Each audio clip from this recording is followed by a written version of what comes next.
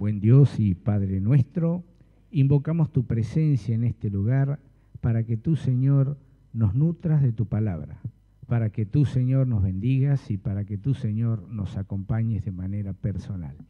Todo esto, Señor, te lo pedimos invocando el nombre de tu Hijo Jesús. Amén. Bien, es un gusto estar acá y no solo lo digo por la presencia de ustedes en el templo, sino por la radio.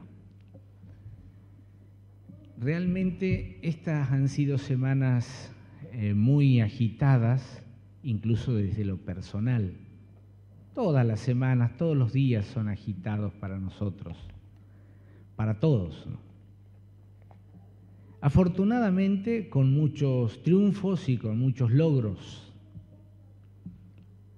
Y pensando un poco sobre todas estas situaciones, se me ocurrió tomar la pregunta que esta mañana nos hicimos en la escuela sabática. En la escuela sabática, una de las preguntas que surgió al final, pero que también está, es ¿cómo hacemos para tener esa capacidad espiritual y esa respuesta espiritual que tuvo Job? ¿Sí? Job tuvo realmente una respuesta espiritual sorprendente. Dijimos, tenemos que entregarnos al Señor, tenemos que orar más, tenemos que estudiar más su palabra, etc. Pero ¿cuál es la cuestión práctica de todo eso? A veces hablamos de milagros en nuestra vida. Y creemos que algún milagro tiene que ser como en las películas de Hollywood. Y en la Biblia aparecen situaciones que superan lo que nos podemos imaginar. Por ejemplo, el tema de los milagros que pasaron con la curación de los leprosos, con Lázaro resucitado. Y hay otras situaciones muy fuertes, complejas, como los endemoniados gadarenos. Creo que ninguna película de Hollywood se acerca a lo que fue eso. Sin embargo, y prestemos atención, la Biblia habla de otra persona poseída. ¿Saben de quién? De Judas. ¿Pasó algo especial ahí? ¿Hubo grandes manifestaciones como en otro caso? No. Pero en el corazón, ¿a quién tenía Judas? A Satanás. Y fue y vendió a su maestro por 30 monedas de plata. ¿Y cómo hizo Judas para llegar ahí? Él de pronto sintió esa necesidad de vender a su maestro. Comenzó un camino con pequeñas decisiones que lo llevaron a esa situación. El amor al dinero que tenía, al estatus y al querer sobresalir. Recuerdo un sermón que acá predicó Pablito Remesano, donde él dijo que si en una consultora se elevaran los antecedentes, los currículum vitae de cada uno de los 12 apóstoles, uno solo hubiera salido elegido, Judas. Y era el tesorero Judas, era como decir el tesorero de la asociación general, una autoridad dentro de la iglesia. Porque a veces hablamos de cosas que pueden pasarnos como iglesia, como hermanos. No, nadie está exento de eso. Pero lo relevante de esto es que se llega a esa situación después de muchas pequeñas decisiones.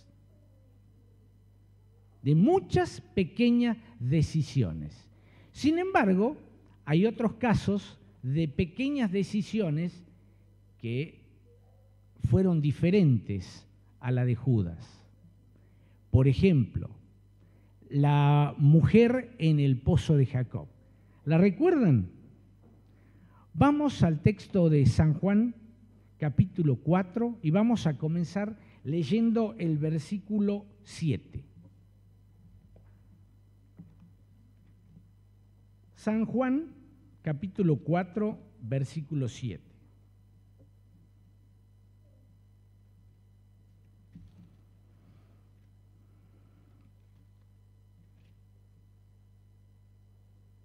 Dice acá: vino una mujer samaritana a sacar agua y Jesús le dijo, dame de beber. Todos conocemos la historia de la mujer samaritana que eligió esa hora del día para ir a buscar agua, porque esta mujer vivía una vida muy especial, licenciosa, complicada, de adulterio. Tenía una vida bastante compleja. Entonces, como tratamos de hacer todos, trató de sobrevivir de la mejor manera posible y se fue adaptando a eso. Y en el pueblo donde estaba, no había agua corriente, estamos hablando de hace 2000 años atrás, había que ir a buscar el agua a ese lugar. Y ahí se encontraban todos los del pueblo.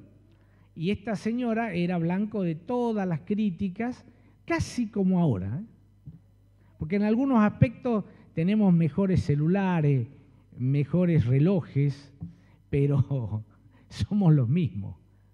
Somos los mismos, en el fondo somos los mismos. Entonces, ¿qué pasó?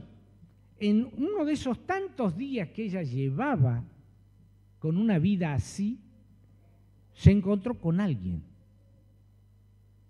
que estaba en el pozo a la hora más difícil, caliente, mucho polvo, sed, porque era un lugar difícil. Me hace pensar a nuestro Neuquén cuando corren esos vientos y hay ese calor del verano tremendo. Bueno, alguien le pide agua. ¿Y qué hizo la señora esta? ¿Se asustó? ¿Se enojó? ¿Se sorprendió? Eso fue lo que pasó. Y ahí tomó la primera decisión. La curiosidad la llevó a tomar la primera decisión.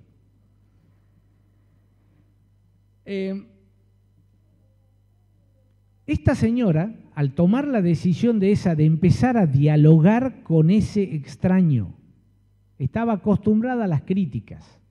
Pero ¿qué hizo? Dijo, no, ¿por qué no comienzo a hablar con esta persona? ¿Saben qué hizo? Se acercó a Jesús.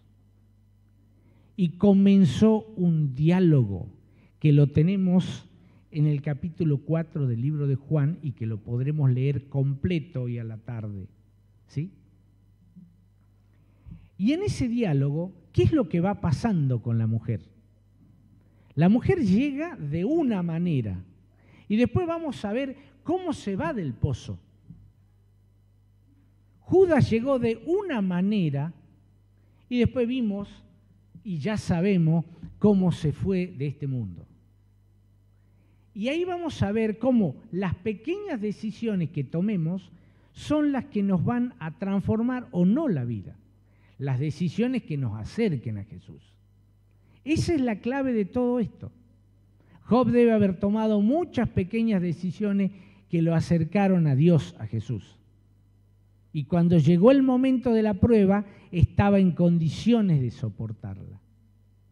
Y todos estamos en la misma situación.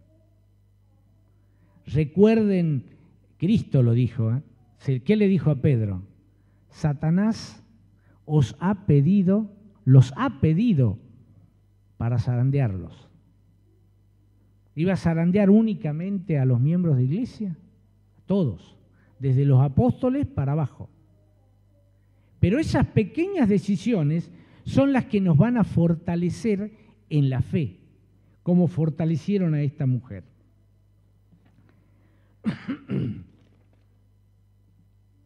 Bien, comienza el diálogo este. Estamos leyendo el capítulo 4, desde el verso 7 en adelante del libro de San Juan. Ahí explica por qué estaba Cristo en el pozo ese. Sus discípulos habían ido a buscar comida y él quedó ahí esperándolos y como cualquiera de nosotros en un caluroso mediodía de Neuquén, después de haber caminado un largo trecho, tendríamos mucha sed y hambre.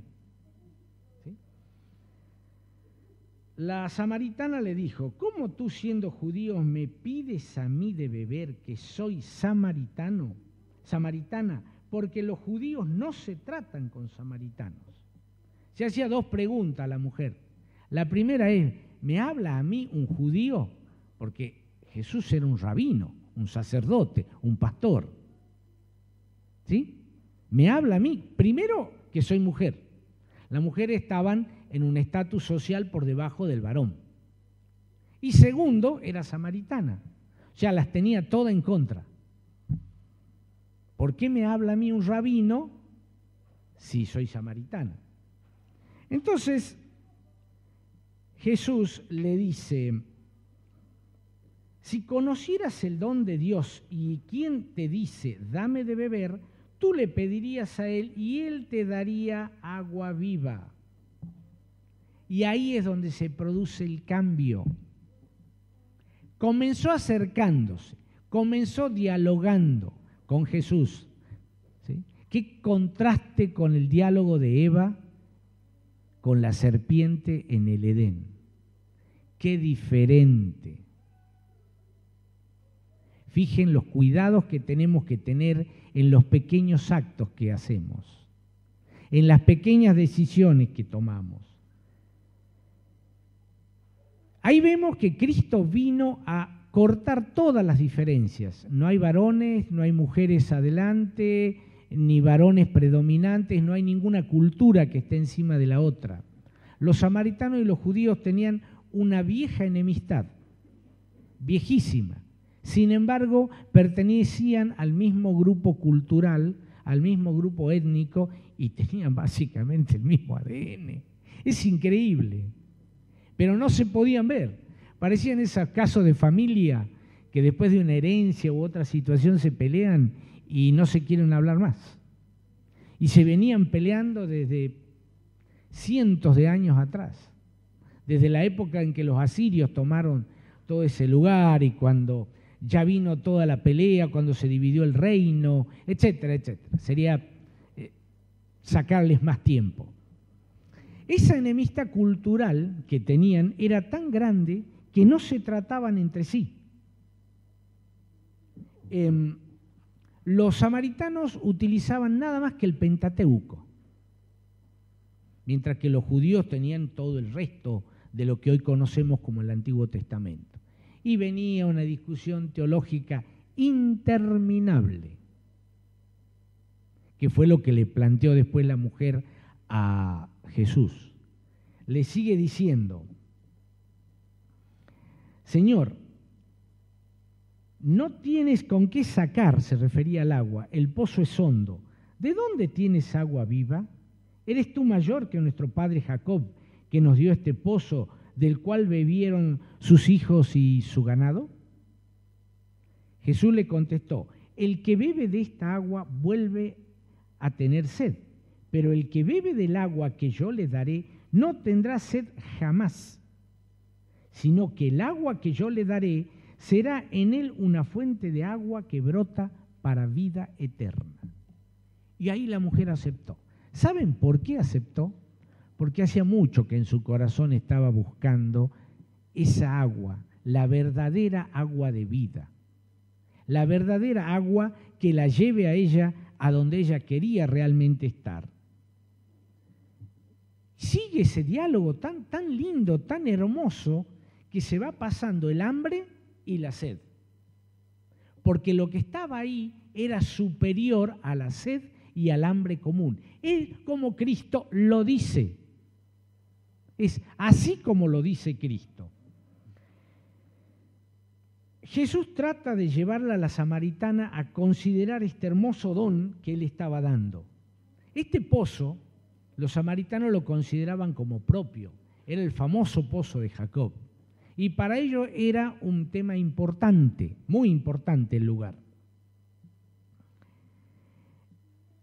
Y acá viene la prueba que le da Jesús a la samaritana. Le dice: ve y llama a tu esposo. La mujer le dice, no tengo esposo. No le dice más nada. Y todos sabemos lo que contesta Jesús. Bien has dicho.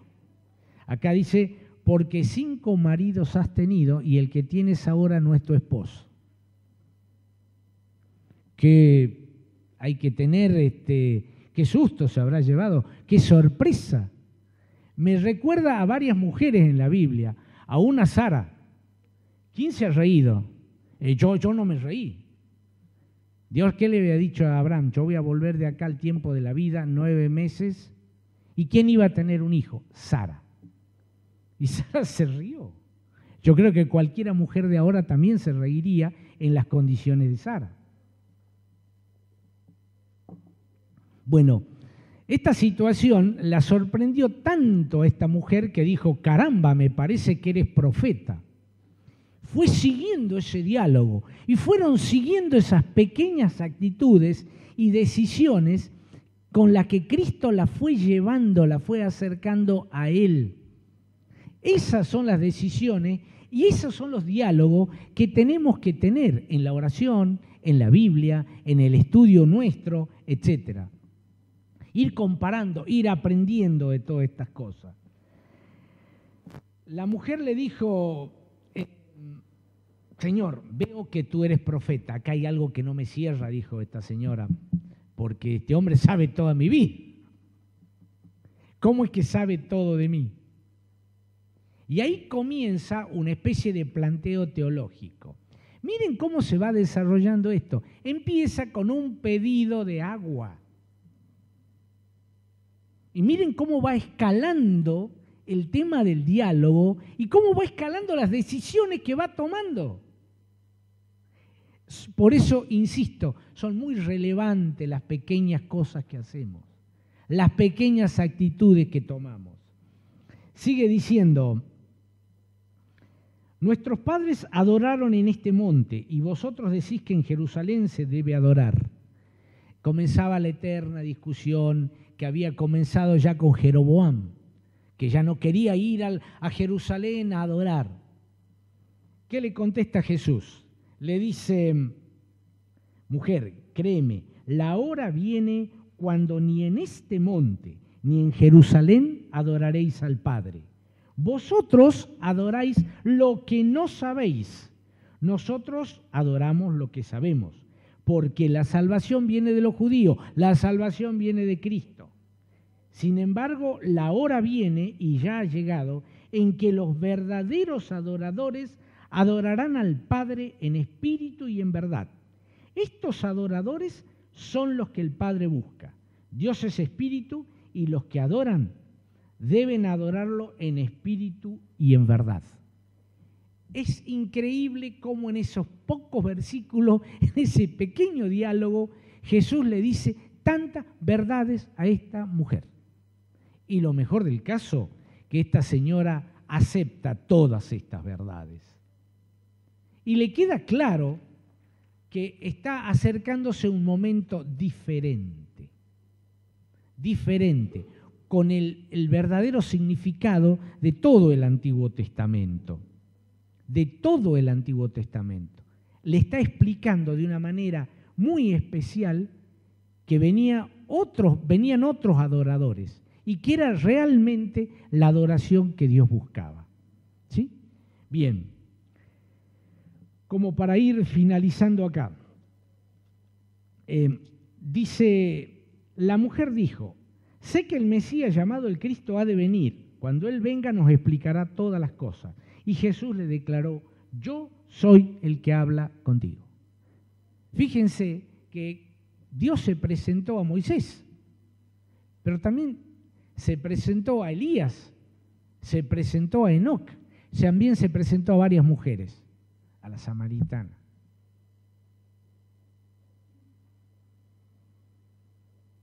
Es interesante ver cómo termina este relato, ¿no? Dice, la mujer dejó su cántaro, fue a la ciudad y dijo a los hombres, se refiere a todos, venid a ver a un hombre que me dijo todo cuanto hice. ¿No será el Cristo? Salieron todos de la ciudad y fueron a donde estaba él. Miren cómo termina este relato de lindo, cómo estas pequeñas decisiones llevan a una actividad tan especial como es presentarlo a Cristo. Quizás acá y en otros lugares estén las respuestas que buscamos. ¿Cómo hacemos para tener la paciencia de Job? ¿Cómo hacemos para vivir una vida consagrada? ¿Cómo hacemos para tal o cual cosa? Nuestro mejor ejemplo es Cristo. Las pequeñas decisiones, hermanos, son las que nos llevan a hacer todas las otras cosas. Pensemos en este diálogo y en esta mujer. Pensemos en otros diálogos, en otras situaciones, como el de la mujer pecadora, que fue atrapada justo en el acto del adulterio. ¿Sí? Pensemos en Pedro, que Pedro hizo todas las macanas posibles, lo negó a su maestro. Y Pedro tomó decisiones que lo llevaron a arrepentirse. Ahí está la clave, una de las claves, para que nosotros nos acerquemos a esa vida que Dios quiere de nosotros. Es mi deseo y oración.